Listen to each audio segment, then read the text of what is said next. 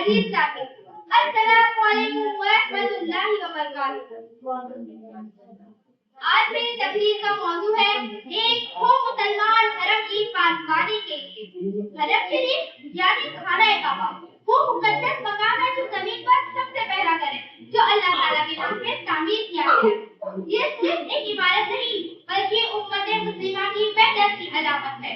دنیا سے کونے کونے سے مسلمان ایک ہی دن یعنی قبلے کی طرف رخ کر نماز ادا کرتے ہیں۔ اس سے ہمیں یہ پیغام ملتا ہے کہ جس طرح ہماری عبادت ایک سمت ہے اسی طرح ہمارے دل اور ہماری راہیں بھی ایک ہونی چاہیے۔ ایک مسلمان ہونے کی حیثیت سے یہ ہمارا فرض ہے کہ ہم رات وقت ایمان کی حفاظت کریں بلکہ اپنے مقدس مقام خاص طور پر حرم شریف کی واجب حفاظت کریں۔ حرم ہماری روحانی پہچان اور قابل وقار جج صاحبان، محترم اساتذہ کرام اور عزیز ساتھیوں، السلام علیکم ورحمۃ اللہ وبرکاتہ۔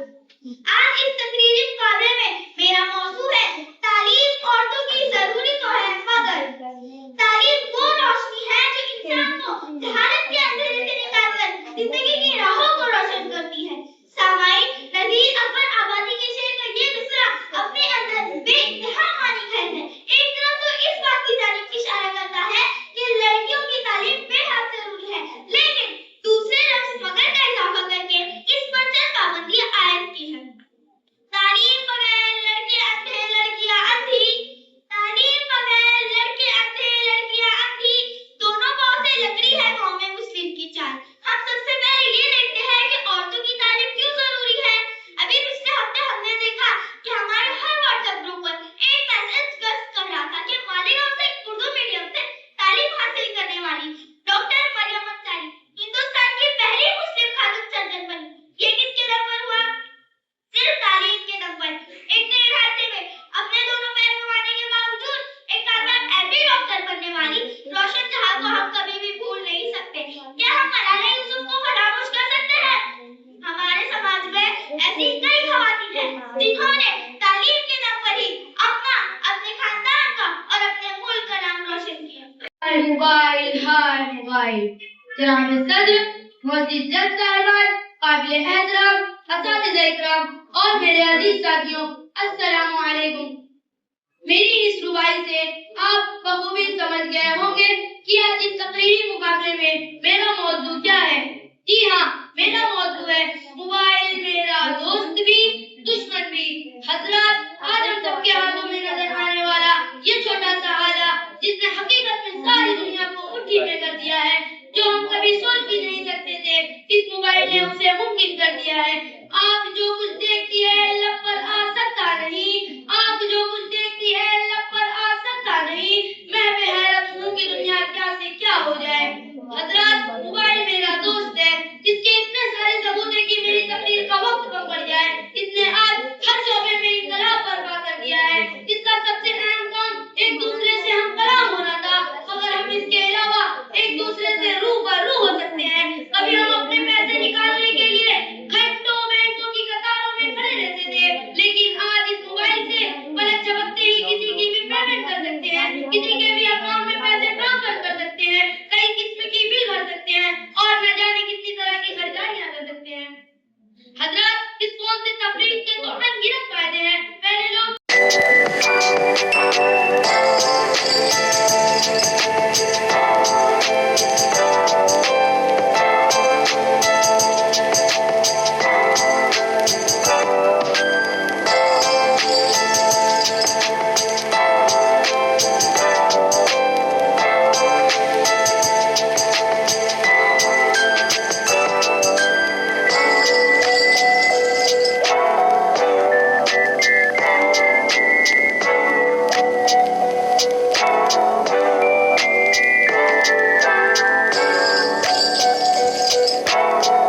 باری تعالیٰ کی تعریف سے اس بزم کا آغاز کریں پلیز۔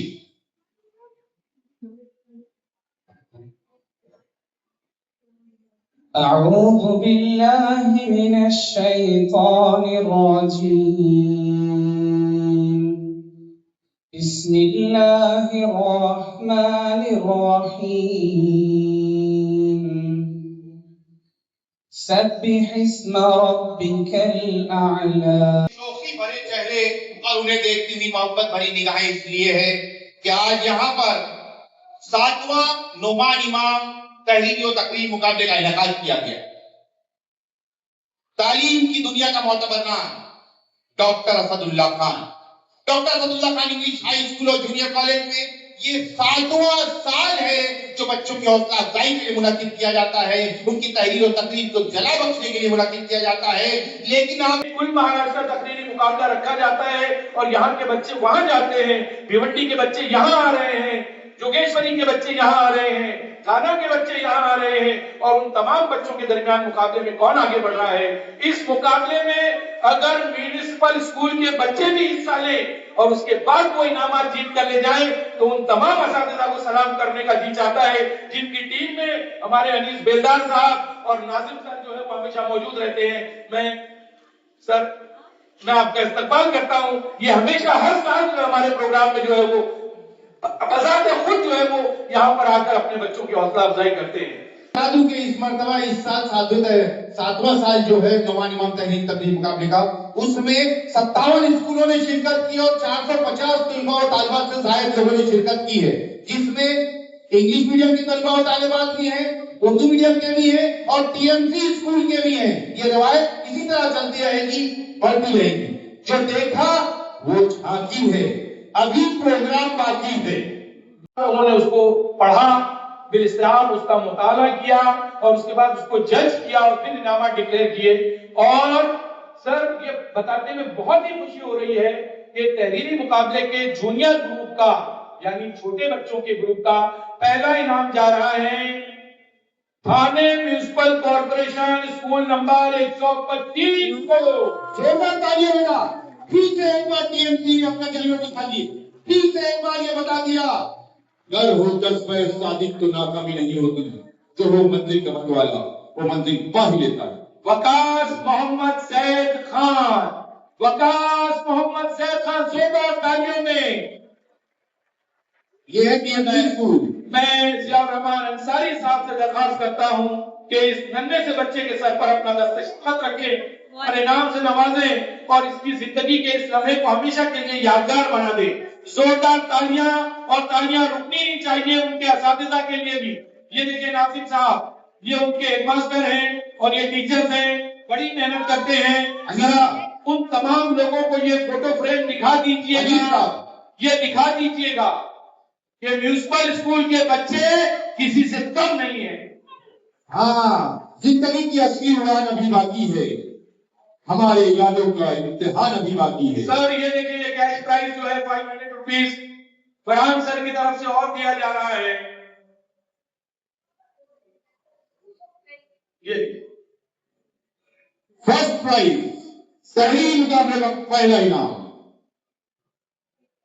روایت کو قائم رکھتے ہوئے sir sir Imran Del Monte, director of Imran Del Monte, 500 rupees to this boy.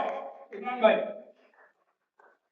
Farhan ٹیٹوریلز کے ارسلان بامنی صاحب کی طرف سے 500 اور یہ نسرین میڈم کی طرف سے 500 روپیز اس بچے کے لیے کیش پرائزز۔ میں نے کہا نا، یہاں جب ان بچوں کے لیے انعامات کی بارش ہوتی ہے تو مجھے اپنا بچپن یاد آتا ہے، منصور علی بٹر بھائی یاد آتے ہیں، عمر بھائی گوشت والے یاد آتے ہیں، جو اس زمانے میں ڈاکٹر صاحب 10 روپے کی گڈیاں لے کر بیٹھا کرتے تھے اور ہر آنے جانے والے کو 10 روپیہ، 2 روپیہ، 5 روپیہ، 10 روپیہ جو ہے وہ ہر بچے کی حوصلہ افزائی کے لیے دیتے تھے۔ اللہ ان تمام لوگوں کی مغفرت فرمائے اور ان تمام لوگوں کی بھی جو دے رہے ہیں اللہ تعالیٰ ان کو اس کا بہترین اجر عطا فرمائے۔